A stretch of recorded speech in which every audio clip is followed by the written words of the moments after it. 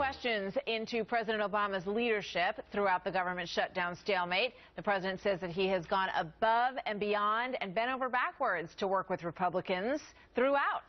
Watch this. During the course of my presidency, I have bent over backwards to work with the Republican Party and have purposely kept my rhetoric down. But has he really been keeping the rhetoric down? Here are some of the president's recent comments in the last week on the shutdown, and you decide. If you talk to somebody who said, well, I don't know, I was watching Fox News and they said this horrible, and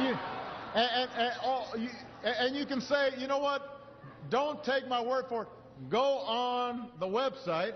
You don't get to extract a ransom for doing your job, for doing what you're supposed to be doing anyway, or just because there's a law there that you don't like.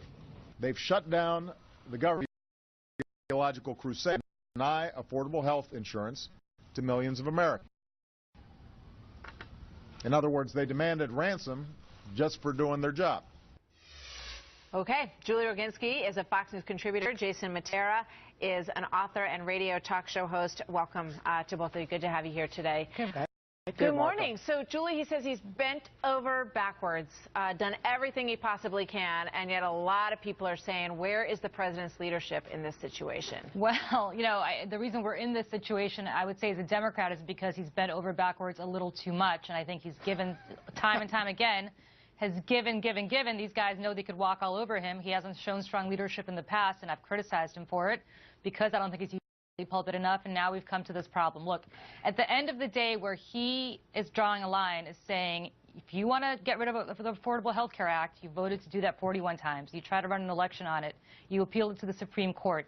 All of those issues did not make the Affordable Care Act go away. Now you're essentially holding the economy hostage, and you're holding the hostage. And so I understand where he's coming from. This is not something that we're going to shut down the government over. It's over. These guys have to move on. All right, let's hear what Jason has to say about that. Julie says that he has given in way too many times. Yeah. Jason. Yeah, way too many times.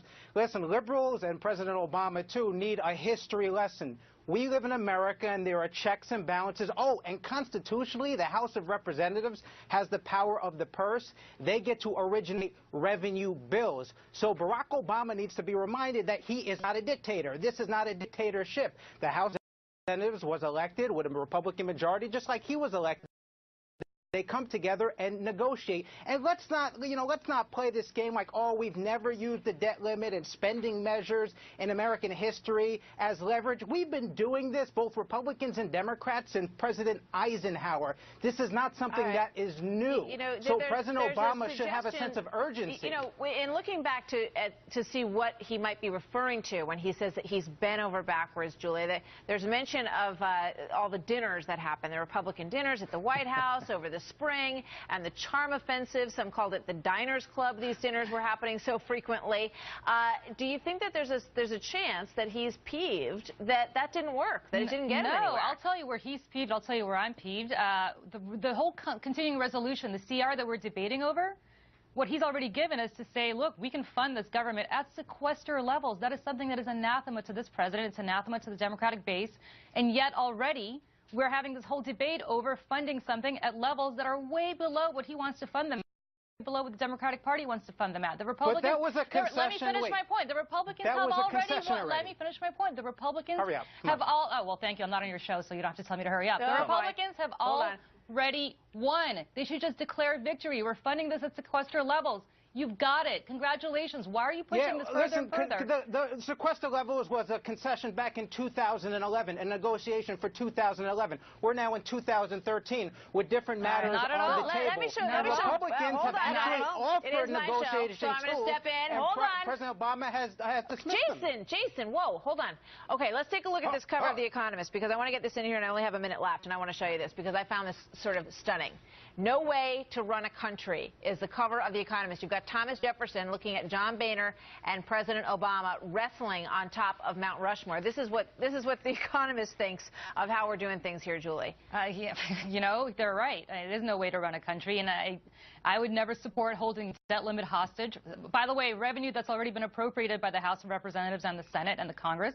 So if you're holding, why would you hold the debt limit hostage over this? Why would you hold the Affordable Care Act, which the Republicans tried? God knows they tried. They didn't succeed. Because it's unpopular. Well, it's unpopular. No, actually, over 70%. Because premiums are going I'm up. answering your question. Over 70% of the American public in a poll today said that they want to decouple discussion of funding of Obamacare from opening the government. So you guys are preaching to the choir, Jason, of 30% of the voters. That's no way to win an election. Well, listen, let's stop All right, about the voters are overwhelmingly against Obamacare as well, and Democrats are doing nothing. In fact, they've even said, Chuck Schumer and Dick Durbin have said, oh, we can scrap the medical device tax. So there's already points of agreement. It's the Democrats who are being obstinate and not going and the president has said that he's open to fixing anything that's wrong with the health care bill the way it stands, but and that's a perfect example. A lot of Democrat bipartisan appeal of the tax over medical devices, and apparently wasn't open to it. And we could have that discussion, just not over the debt limit and not over funding the government. That's where the problem arises. Julie and Jason, you guys